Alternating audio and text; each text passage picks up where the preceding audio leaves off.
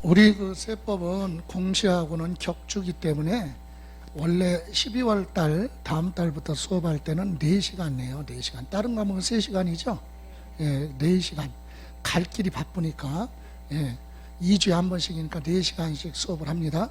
그리고 참고로 학원에도 밴드가 있지만 저는 소통을 학원 밴드가 아니라 저 개인 밴드가 있어요. 그래서 네이버에 김성래 세법 그러면 거기 가입을 하시면 제가 승인해주고, 그거는 매일 12월 지금 쉬고 있어요. 1년 동안 하니까 한 번 시작하면은요 시험 보러 가는 그 주까지 계속 매일 자료를 올라가거든요. 1년 365일.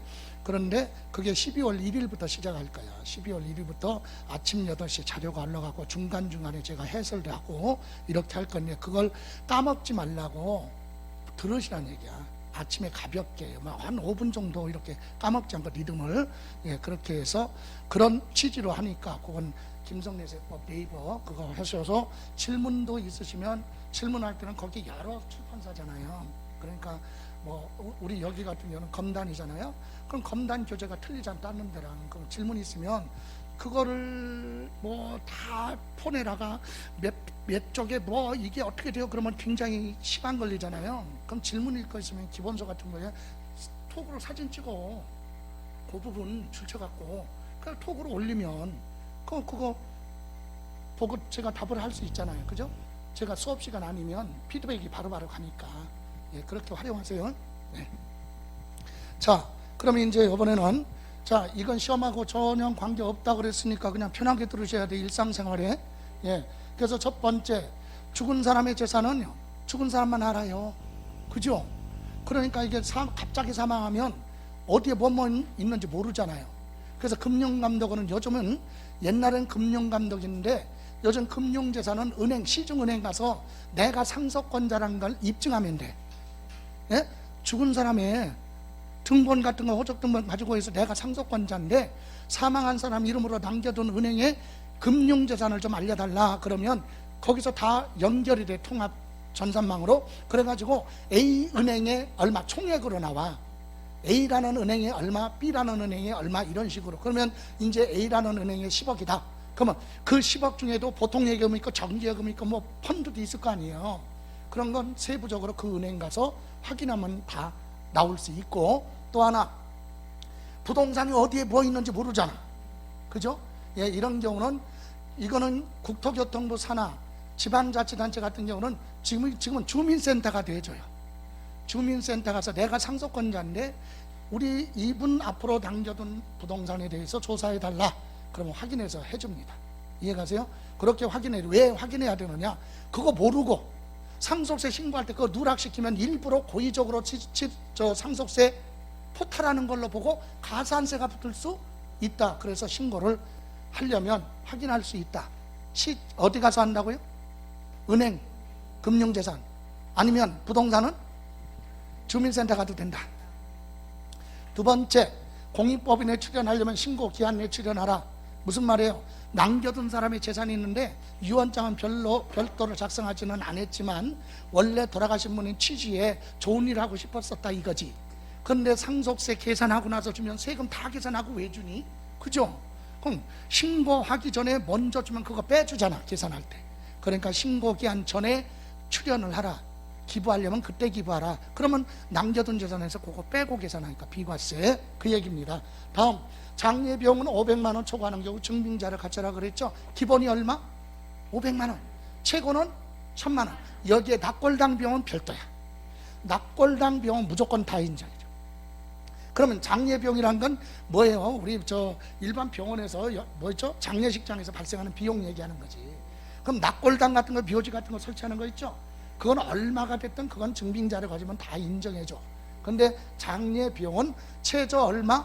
500만 원 안 되는 건 증빙자료가 없어도 되고, 500만 원 초과할 때는 증빙자료 갖춰서 최고 1000만 원까지는 공제받을 수 있다. 납골당 비용 별도로. 그리고 건물 상속할 때 월세보다는 뭐가? 전세가 유리하죠? 왜? 전세 보증금은 채무니까 상속재산에서 그거 빼고 계산한다. 그죠? 근데 이거 위험 부담이 있어요. 지금은 월세인데 돌아가실 것 같다 그럼 뭘로 바꿔? 전세로 바꾸면 줘. 근데 돌아가실 것 같다 그러는데 세입자가 월세인데 거기다가 이중계약해갖고 뭘로? 전세계약한 것처럼 너도 하나 가지고 있어. 예? 그리고서 하면 그 사람이 나쁜 맘 먹고 진짜로 뭐라고 하면 전세계약했다 그러면 방법이 없죠. 예, 그런 위험은 있지만 하여튼 전세 금액이 채무니까 공제받을 수 있다.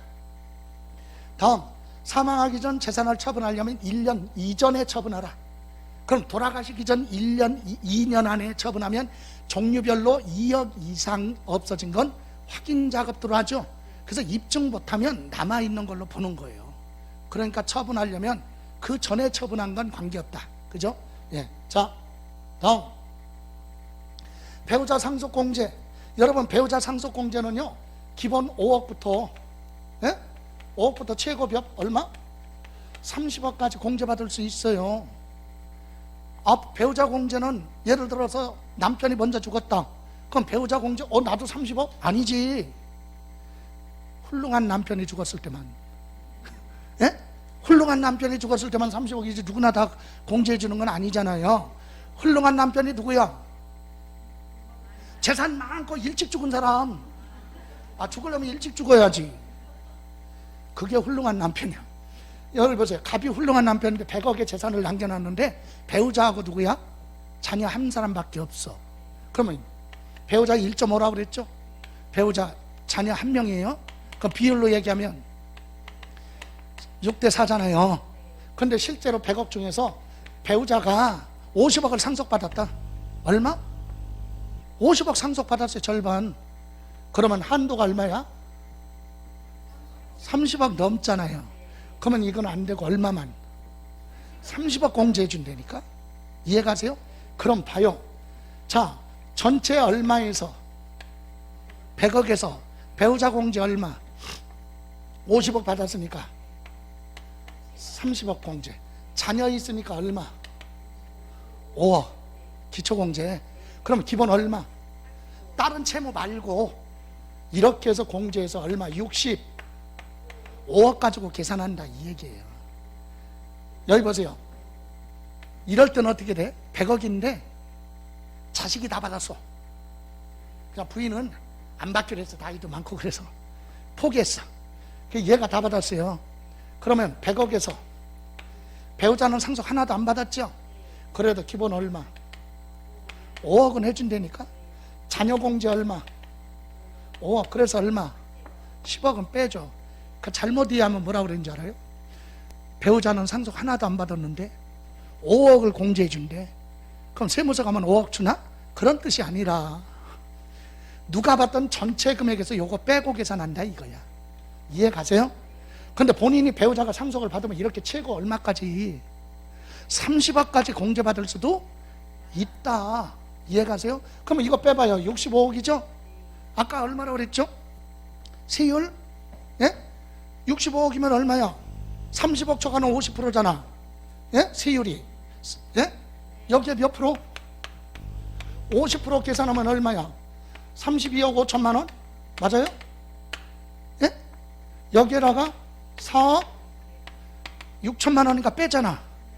그럼 얼마? 27억 9천인가? 이렇게 나오죠? 맞아요? 예, 27억 9천만 원 내요. 얼마 받으면? 100억 받으면 27억 9천만 원 세금 내는 거야. 세죠? 예?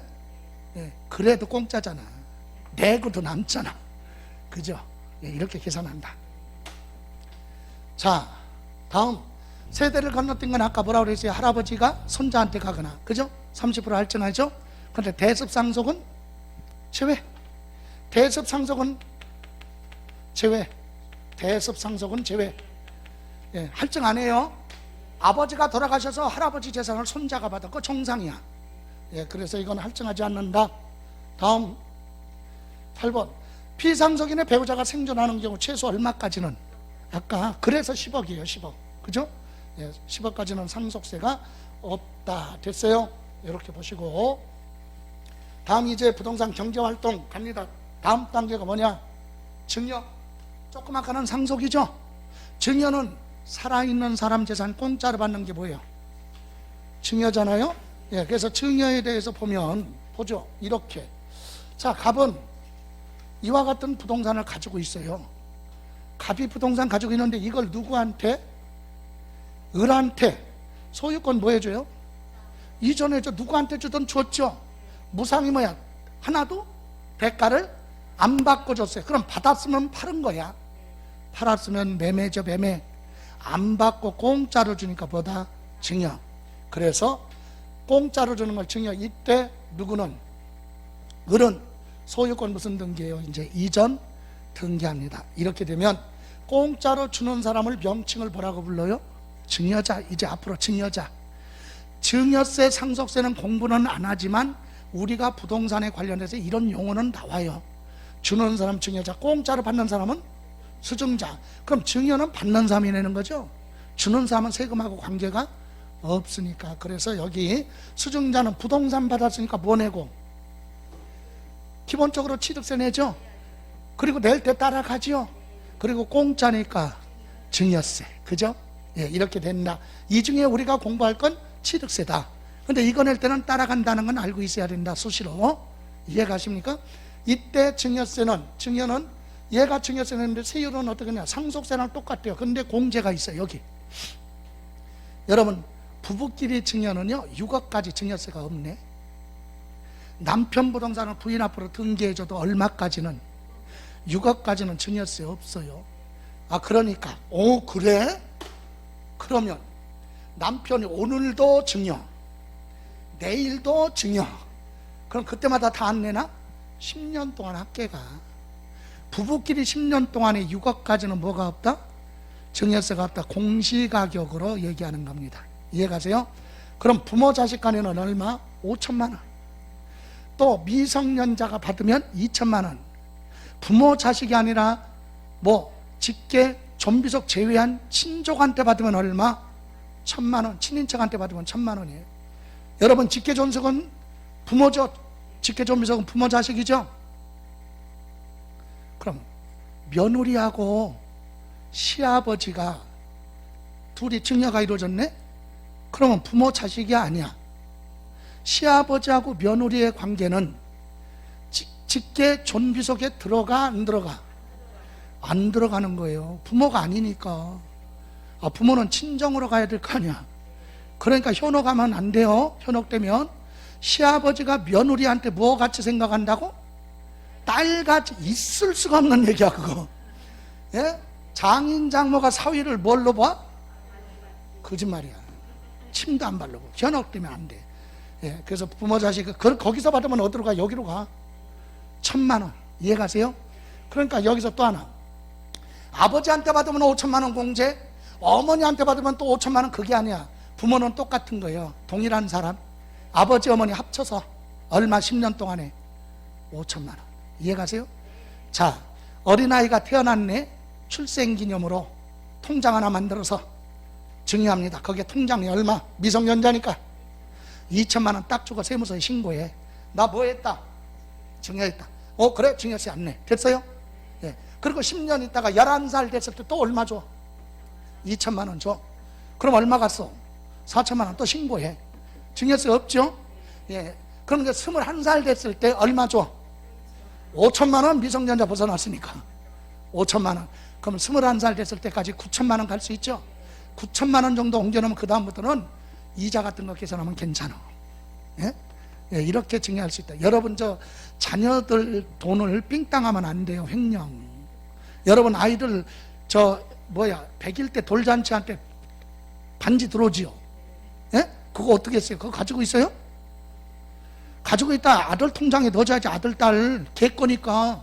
나중에 걔들이 나 돌때 100일 때 받은 거 어디 갔어? 그러면 어떻게 할 거야? 횡령이지. 그거 안 돼요. 걔들 거니까. 어렸을 때 막 1살 됐을 때 짜증나는데도 막 돌잔치 한다고 막 굉장히 힘들고 참았잖아. 걔들이 울지도 않고. 그래도 뭐 하더니 그걸 그냥 부모가 낼름 써버려? 안 되지. 자식 거니까. 좋아요.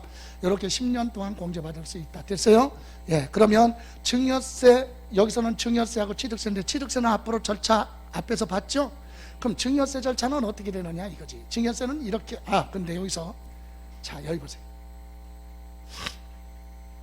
우리가 1, 2월 달에 우리가 보통 학원에서는 제가 수업할 때도 1, 2월 달에 이렇게 증여 공부해요. 이거 안 하고 이렇게 받으면 이렇게 공부한다. 요거까지가 1, 2월 달에 공부하거든요.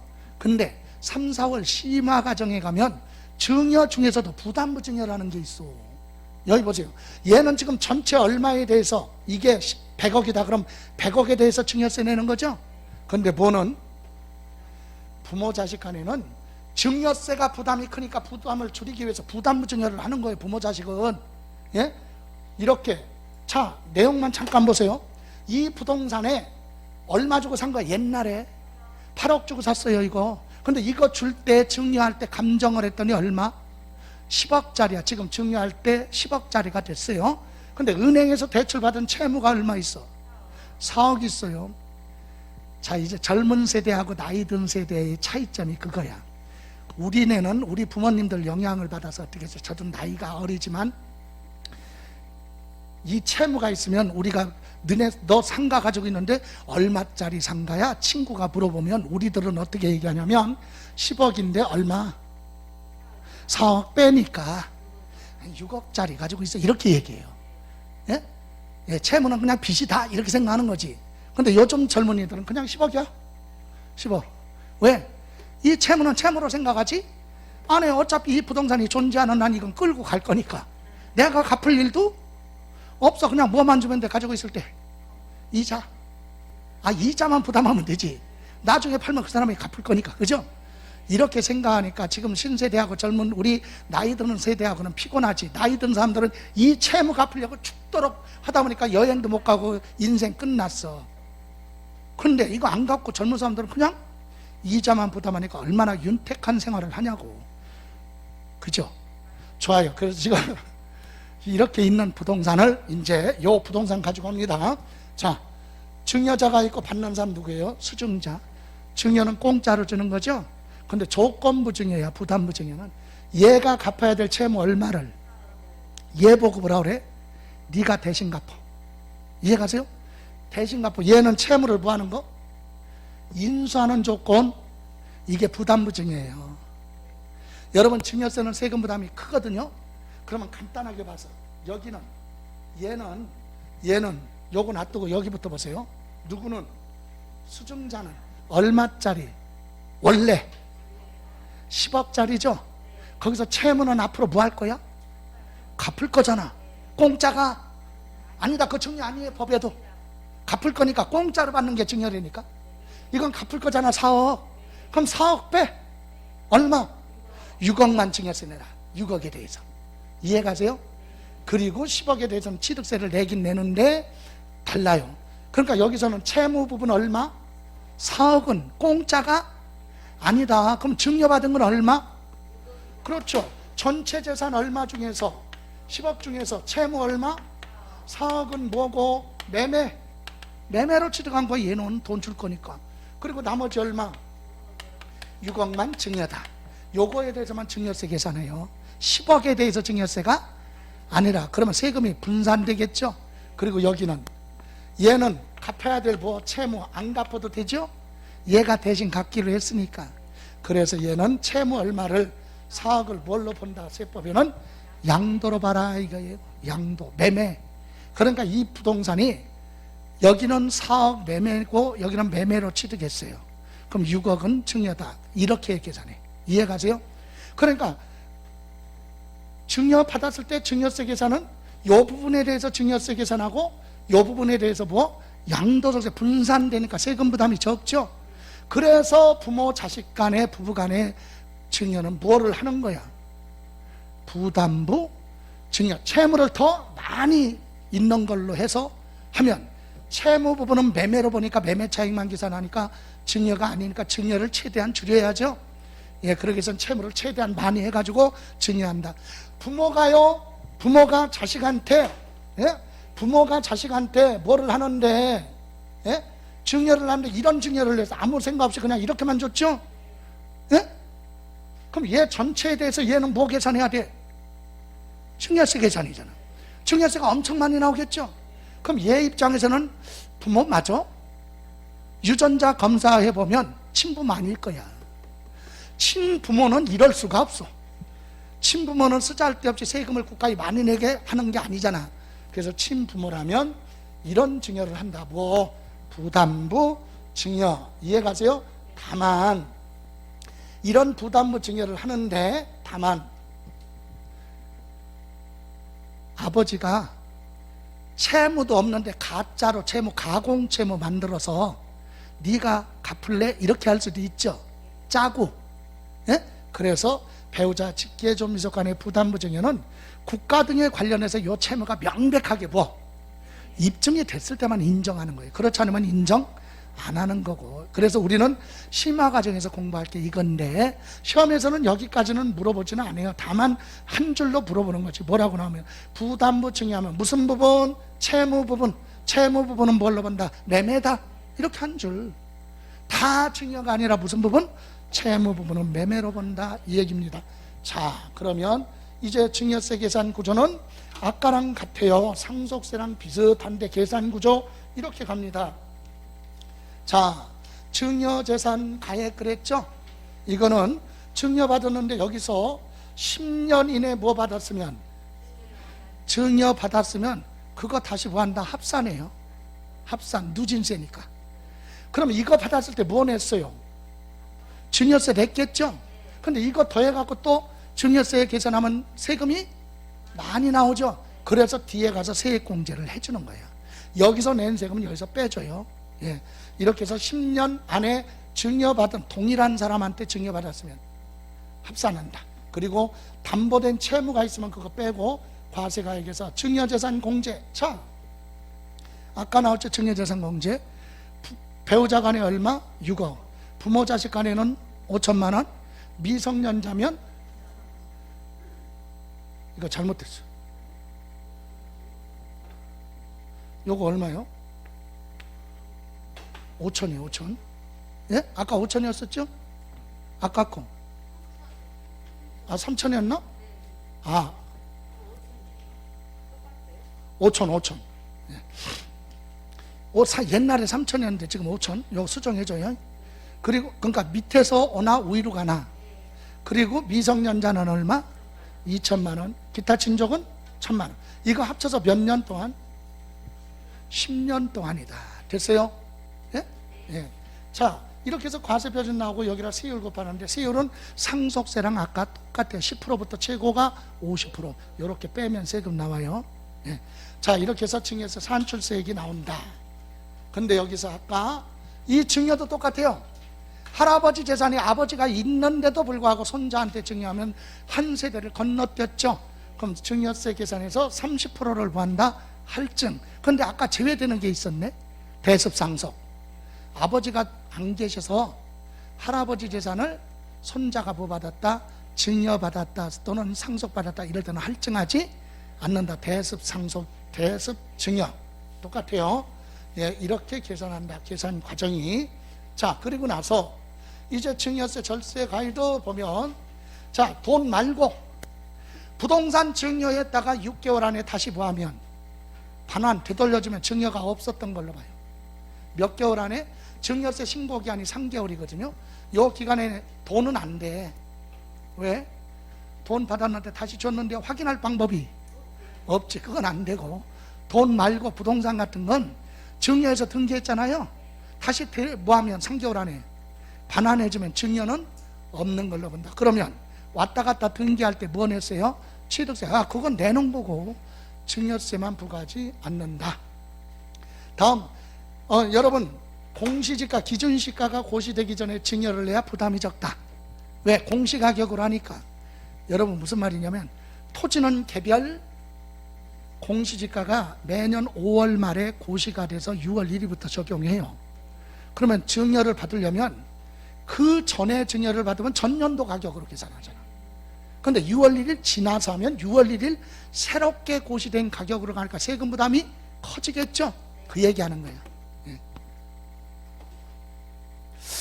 시험하고 관계가 없는데 대단히 집중력이 좋아요. 예. 상속재산 협의 분할하기 전에 상속 등기 전에 해야 증여가 아니다. 예? 이게 무슨 말이냐? 여기 보세요. 이런 경우 있어요. 아주 그냥 법이니까 그래요. 여기 보세요. 갑이라는 사람이요, 유언장을 남겨놨네. 얘는 첫째, 둘째, 셋째 아들이 있다고 해봐요. 근데 유언장에 얘는 50%, 얘는 40%, 얘는 10% 이렇게 나왔어요. 원래 유언장이 없으면 민법으로 가면 똑같아. 첫째, 둘째, 셋째, 일할이니까. 그죠? 근데 유언장에는 이렇게 해놨어요. 유언장대로 가면 누구는 셋째, 여러분이 셋째야. 어때 기분? 쉽게 얘기해요. 어때? 더럽지. 그죠? 아니 법대로 가면 똑같이 받아야 되는데 내가 왜 조금 받아? 이거잖아요. 그러니까 둘째, 셋째한테 얘가 짜증을 내겠죠? 그러니까 얘 둘째, 셋째가 모여갖고 뭐라 그래요? 자, 네가 상속 조금 받은 건 안다. 그래서 우리가 알아서 줄게. 그렇지만 아버지 유지, 아버지 뜻이 그러니까 유언장대로 뭐부터 하자? 상속 등기하자. 꼬드기네. 그래서 상속 등기했어요. 주겠지 하고 등기했어요. 됐어요? 예, 이렇게 해서 이제 아버지 재산이 얘들 앞으로 왔어요. 됐어요? 그러면서 뭐네? 등기하면서 취득세 내고 상속세 내야죠. 냈겠잖아. 비율대로. 그죠? 세 사람이 공동으로 받으니까 연대납세 의무자 지분대로 냈어요. 그리고 난 다음에 얘가 10%를 얘한테 줘. 또 얘도 10%를 얘한테 줬다면 얘는 요거 뭐 받은 거야? 증여야. 별도로 또 세금 내야 돼. 뭐 하고 나서? 등기하고 나서. 여러분, 죽은 사람 재산 받으면 상속이에요. 살아있는 사람 재산 받으면, 얘들 죽었어 살았어? 살은 사람 재산 공짜로 받으니까 증여. 시험에서 물어봐. 이거 이해가세요? 상속세 물어보는 게 아니라 취득세에서. 얘는 지분이 뭐였어요? 옛날보다 증가했죠. 지분이 뭐한 사람? 감소한 자로부터 뭐 받은 거? 증여받아서 취득한 걸로 보고 취득세 내라. 이게 시험에 나와. 이해가세요? 그러니까 이제 그러면 어떤 분은 에이 그 바보들 뭐 하기 전에, 등기하기 전에 조정하면 되잖아. 그러면 되는 거예요. 이해가세요? 그런데 뭐 하고 나서, 등기하고 나서 변동은 별도로 보다 증여. 이해가세요? 그 얘기하는 겁니다. 다음, 미성년자 명의로 재산을 취득했으면 자금 출처 보아라. 입증. 당연하죠. 재산 취득할 수 없는 미성년자 이름으로 주택 하나 사서 등기했으면 걔는 그냥 취득세 내면 되거든요. 증여세도 내면 돼. 그런데 세무서에서 너 무슨 돈 가지고 샀지? 자금 출처 보아라. 입증하라. 그래서 미성년자가 소득이 없잖아. 그럼 뭐라 그래? 거봐, 너 뭐 받았어? 증여받았지. 이렇게 보는 거예요. 이해가세요? 예, 공짜로 받으면 증여예요. 여러분 하나 참고로, 결혼하면서 축의금 들어오죠. 결혼하면 축의금 들어오잖아. 예? 그럼 축의금은 누구 돈이야? 누구 거야 그거 축의금? 법에 혼주 돈이야. 부모 돈이란 얘기야. 혼주. 이해가세요? 그래서 받아서 누구한테 주면?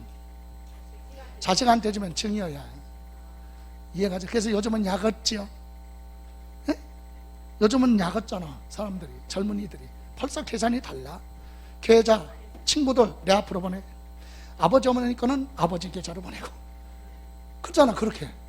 그러면 친구들이 나한테 주는 건 증여가? 아니잖아. 축의금이니까. 근데 옛날은 어떻게 해서 우리 결혼할 때는 부모님한테 다 갔다가 부모님한테 오잖아. 그건 증여란 얘기지. 근데 요즘은 그게 현실적으로 그렇게 바뀌는 거지. 법도 그래요. 혼인할 때 저 축의금은 혼주 돈이야. 그래서 받아갖고, 예를 들어 그런 경우 많이 있거든요.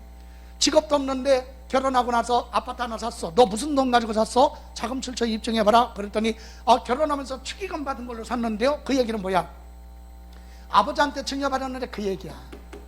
그래서 증여세 내야 돼. 이해가세요? 그러니까 어떻게 해야 돼? 우리는 젊은 사람들 결혼할 때 내 건 내 통장을. 그죠? 저도 오래전부터 그렇게 했어요. 부모님 들어가셨을 때, 아버님 들어가셨을 때 장례 치르면 이제 조의금 들어오잖아요.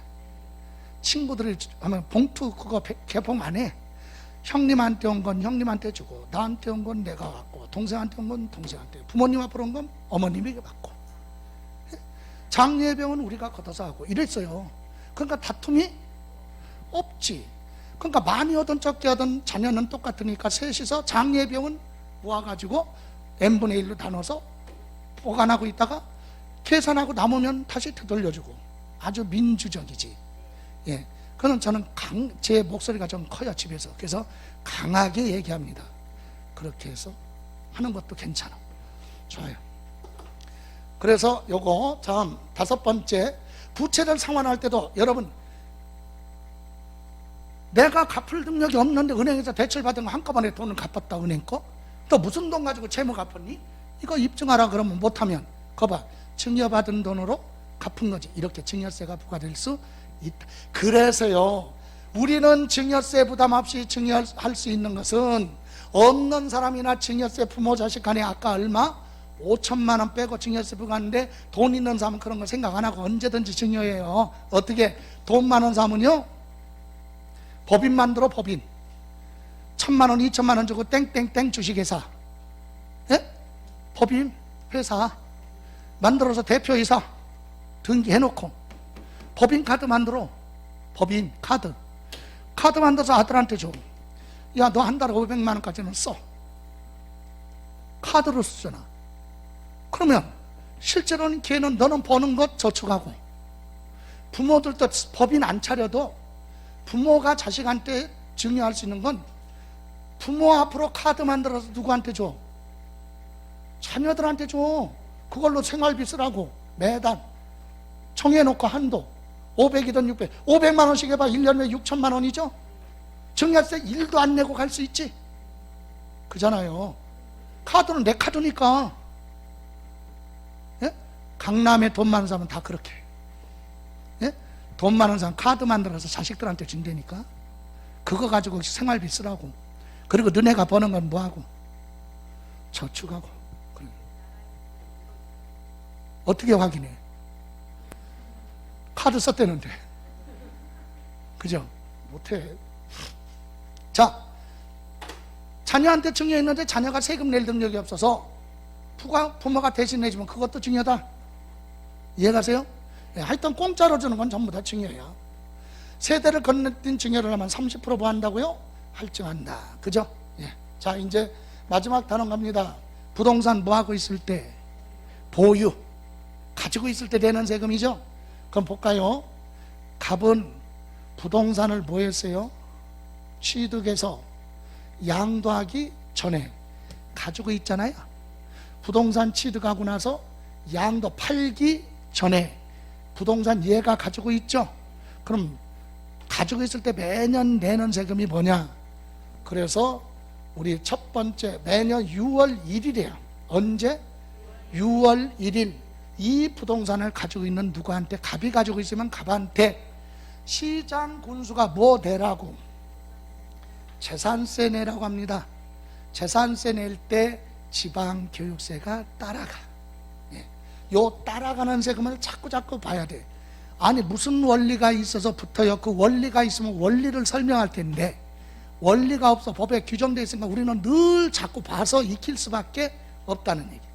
다음, 재산세만 내고 끝나지만 일정 금액을 초과해서 많이 가지고 있으면, 예를 들어 주택에 공시가격에 6억을 뭐하면, 초과하면 별도로 무엇도 내야 돼?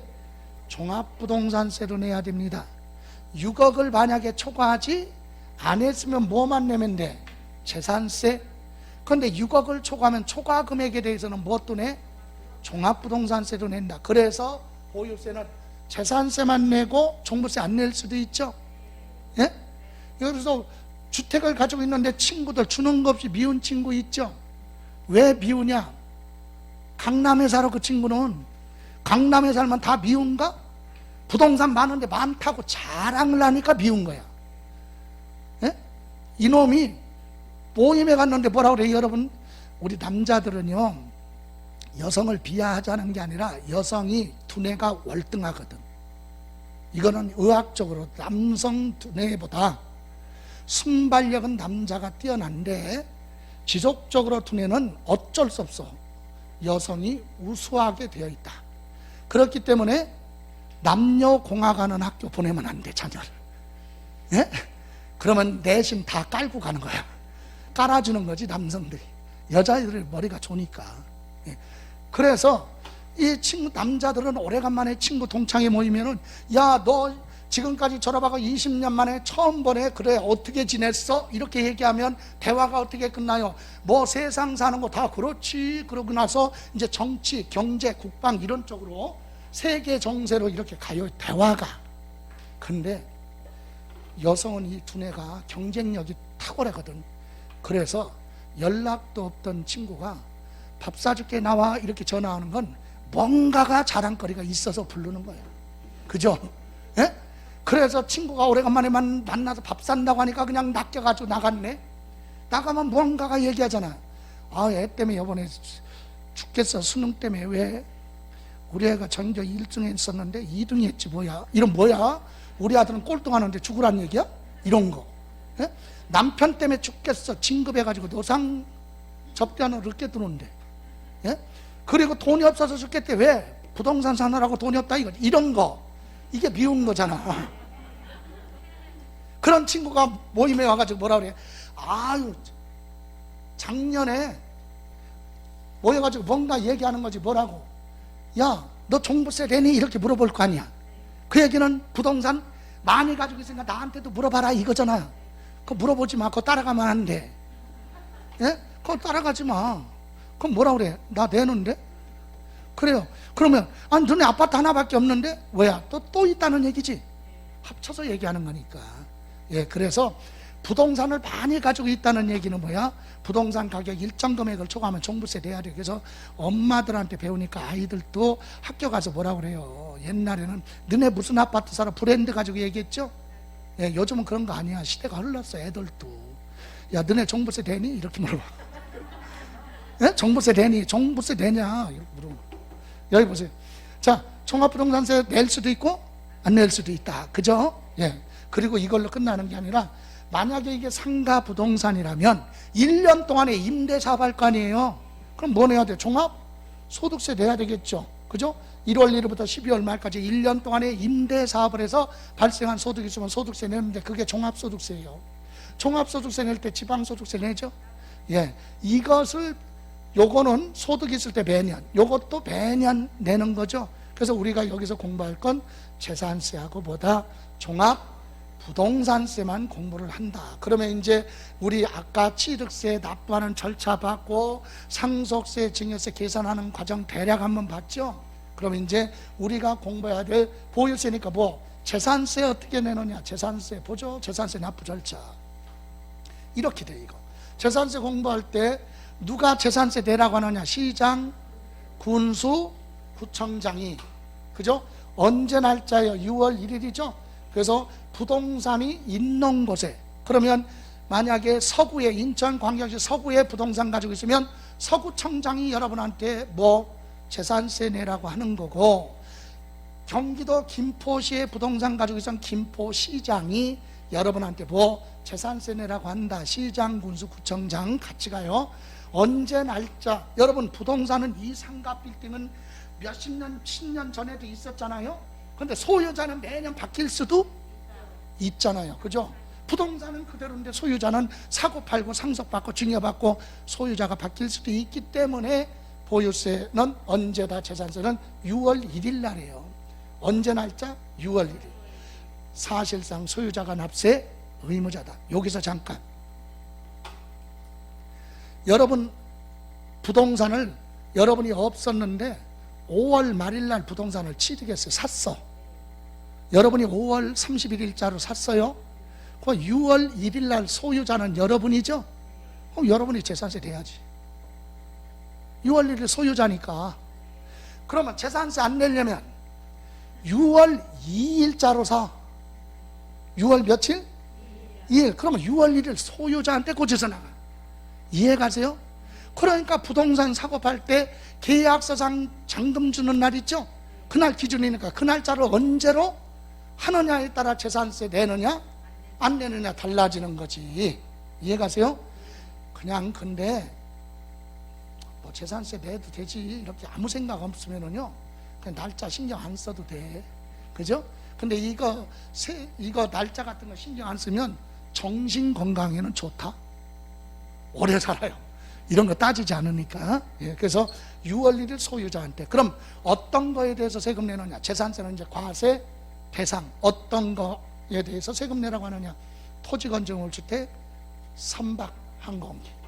요거 세 개 합쳐서 그냥 부동산. 근데 왜 부동산인데 주택을 따로 했느냐? 과세 방법이 다르니까.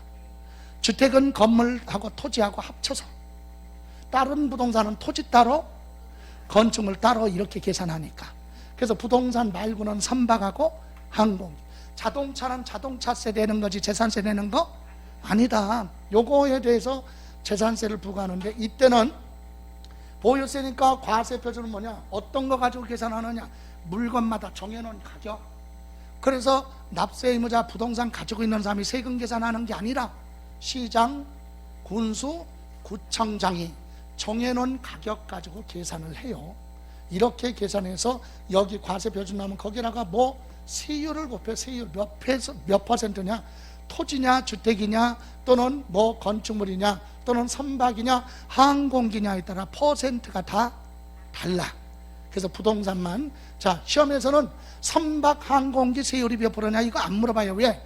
재산세 공부할 때요, 과세 대상, 우리는 부동산세법이잖아. 그러니까 재산세 과세 대상에는 이렇게 있으니까 한번 읽고는 가지만, 선박이나 항공기에 대해서 납세 의무자가 누구냐, 세율이 몇 프로냐, 과세 표준이 뭐냐 안 물어봐요. 물어보면 뭐야? 항상 부동산 중심이야. 이해가세요? 취득세에서도요, 취득세도 과세 대상 물건이, 예? 취득세 과세 대상 물건이 뭐 부동산, 차량, 기계장비, 항공기, 선박, 광어권, 어권, 회원권, 그리고 임목이라는 게 있어요. 나무, 임목, 이게 취득세 과세 대상이야. 이거 취득하면 취득세 내야 돼요. 이렇게 종류가 많아. 이거는 뭐 외울 필요는 없지만 예를 들어 참고로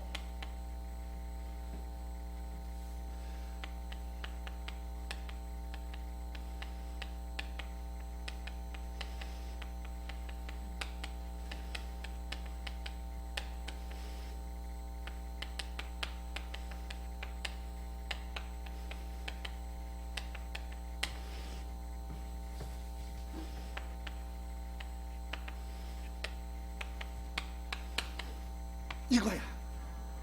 그죠? 예? 육해공, 육지, 자동차, 기계장비, 그죠? 예? 선박 타고 갈 수도 있잖아. 항공기, 공중, 육해공, 예, 그거 타고 어디가? 부산, 부동산. 부산에 갔죠? 그리고 양식이 아니라 뭐? 양식은 뭐냐? 양식업권. 여기 빠졌네? 양식업권도 있어요. 그것도 취득세 과세 대상이야. 양식업권, 예. 그리고 광어권, 어권, 회원권, 임목, 이거잖아. 그러니까 육해공 타고 어디 가서 부당 나서 자연산, 아니 양식이 아닌 뭐? 자연산 뭐를 먹어? 광어에 입는 거야. 이게 취득세 과세 대상이에요. 예. 그러면 이런 걸 시험에서는 이런 걸 물어보지는 않아. 그러면 물어본다면 뭐 물어봐? 부동산 중심이지. 부동산 하면 토지 건축물 주택, 그죠? 부동산 세법이니까 부동산 중심으로. 그런데 전체적으로 과세 대상 물어볼 때는 이렇게 개념적으로 보는 거지, 이런 거에 대해서 세부적으로 공부할 건 아니다. 외우거나 그럴 건 아니고 그냥 이렇게 포괄적으로 한번 물어볼 수도 있다. 육해공 타고 어디가? 부산에 가서 양식이 아니라 뭐? 자연산 광어회가 얼마나 맛있는데 그거 입에 넣어보자, 이거예요. 자, 그러면 재산세도요, 요 토지하고 주택, 건축물 요거죠? 예. 거기다가 부가징수는 이 세금을 납세 의무자가 계산할 수 없어요. 얘들을 계산해. 시장, 군수, 구청장이 계산해서 언제까지 내라. 그래서 부가징수 이렇게 고지서에 날짜가 기재돼서 나와요. 우리는 요 날짜에 뭐 하면 돼? 납부하면 되는 거예요. 고지서 받고. 이해가세요? 그런데 고지서 받았는데 세금이 너무 많아, 금액이. 예? 예, 세금이 너무 많아. 그래서 돈으로 못 낼 것 같아, 한꺼번에. 그럴 때 물건으로 대신해라, 물납. 세금 1,000만 원 초과하면, 그리고 나눠내는 거 2개월까지 나눠낼 수 있는 거 분납. 250만 원 초과하면. 이 부분은 아주 중요한 부분이에요. 그래서 이런 식으로 공부해서 여기까지가, 여기서부터 여기까지 재산세 공부하는데 보통 4시간 정도 걸립니다. 4시간 정도면 여기서 세 문제까지는 출제될 수 있으니까. 범위가 넓지 않죠? 충분히 할 수 있다. 충분히 할 수 있다. 하루 그냥 집중해서 하면 재산세 세 문제는 끝난다 이거지. 예, 이렇게 점검해서 재산세, 그리고 또 하나 뭐 마지막으로 종합 부동산세 있죠? 종합부동산세도 자, 누가, 여러분 종합부동산세 세무서 가거든요. 그건 국가가 걷어가는 세금이야. 그래서 누가 관할 세무서장, 어디 부동산이 있는 곳이 아니라 소유자의 주소지. 예? 여러분이 부동산 가지고 있으면 여러분이 살고 있는 주소지 있죠? 그 세무소에 세무서장이 세금을 계산해서요. 예, 그러면 언제 기준? 종부세도 똑같아. 재산세. 그래서 재산세가 정리가 되면 종부세도 수월하다. 언제 기준? 6월 1일. 과세 대상 물건, 아까 재산세는요 부동산하고 선박, 항공기잖아요. 그래서 여기서는 뭐 토지 빼고 뭐, 예? 과세 대상 물건은 농지 임야 빼고 토지, 그 다음에 뭐 주택, 요 두 가지. 이거 재산세 과세 대상이죠. 그 중에 일부가 종합부동산세 과세 대상이니까 재산세가 정리가 되면 종부세가 수월하다 이 얘기예요. 그리고 과세 표준도 아까 공시가격이었었죠. 거기다가 공시가격인데 종부세는 다 과세하는 게 아니라 일정 금액을 부과할 때 초과해야 종부세네. 그래서 주택은 얼마? 6억을 초과해요. 전국의 주택을 다 합쳐 공시가격 6억을 부과하지 않으면, 초과하지 않으면 재산세만 내면 끝. 초과하면 6억 빼고 그거에 대해서는 종부세 내야 된다. 토지도 1세대 1주택자는 투기하지 안 했으니까 한 가족의 이름으로 주택 몇 개 하나, 그러면 11억이야 11억. 여러분 이게 공시가격이거든요. 공시가격이 11억이면 실거래 가격 14억 15억 정도 되는 거지. 그런 거 딱 하나 가지고 있으면 종부세 안 낼 수도 있다. 그죠? 그리고 토지는 얼마? 5억 또는 뭐 80억. 이렇게 두 가지예요. 그러니까 결론은 주택하고 토지죠. 예, 재산세 과세 대상이지. 그리고 세율은 이제 물건마다 틀리고, 다음 납부기간도 세무서장이 고지서에 기재해요. 12월 며칠? 1일부터 12월 15일까지 되라, 이렇게 고지서. 근데 고지서 받았는데 250만 원 초과해요, 세금이. 그러면 돈으로 내기가 어려우니까 그때는 나눠내, 아니 물납이 아니라 돈으로 한꺼번에 내기 어려우니까 나눠내라. 예, 6개월까지 분할 납부가 있다. 예, 그러니까 우리는 시험에서 헷갈리는 게 이거예요. 재산세 앞에서 뭐라고 그랬어요? 재산세도 250만 원 초과하면 분할 납부되죠. 종부세도 똑같거든요. 근데 기간만 틀려. 예, 종부세는 6개월이고 재산세는 2개월이야. 재산세는 2개월, 종부세는 단위가 크니까 6개월. 예, 이런 것이 헷갈린다는 얘기지. 그러니까 한번 정리해 놓고 이제 계속 반복해서 보면 전혀 어려운 거 없어요. 지금 우리가 공부해야 될 거 1년치 공부해야 될 내용을 전부 다 한번 훑어본 거예요. 할만하겠죠? 빠지지만 않고, 여러분 핵심이 11월, 아니 12월, 1월, 2월 요 3개월 동안에 커리큘럼이 원래는 작년 같은 경우는 2달 하고서 다른 과정 넘어가고 그랬는데, 이번에는 아예 그 과정에 기초부터 심화까지 한꺼번에 딱 정리해놓고, 그래놓고 반복해서 보시고 이런 쪽으로 하니까 빠지지 않고 한다면 시험 볼 때까지 여러분 충분히 합격할 수 있다 이 얘기입니다. 그런데 중요한 건 우리 선생님들이, 저 빼고 우리 선생님들이 유능한 선생님들이에요. 그러니까 신뢰하고 믿고 따라가면 됩니다. 그럼 충분히 합격할 수 있다. 그리고 저는 다른 과목에 여러분이 공부할 때 웬만하면 부담을 좀 줄이기 위해서 저는 수업 시간에만 정리를 쭉 정리하고, 그리고 별도로 여러분이 또 질문 같은 거 있으면 아까 같이 밴드 활용해서 이렇게 하시고 하면 충분히 할 수 있습니다. 오늘은 여기까지. 근데 12월 달부터는 몇 시간? 4시간 하는 거. 그죠? 예, 오늘 여기서 마무리하겠습니다. 고생하셨습니다. 수고하셨습니다.